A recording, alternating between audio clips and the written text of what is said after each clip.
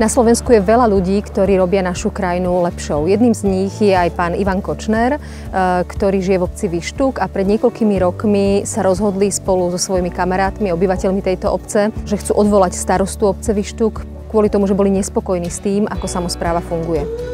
Bývalý starosta neinformoval verejnosť a občanov tejto obce a pre nás v tej chvíli veľmi netransparentne nakladal s majetkom obce.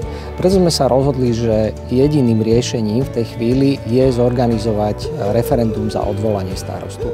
Preto sme oslovili Via Juris a konkrétne Zuzku Čaputovú, ktorá nám pomohla zorganizovať petíciu za odvolanie starostu a aj úspešné referendum.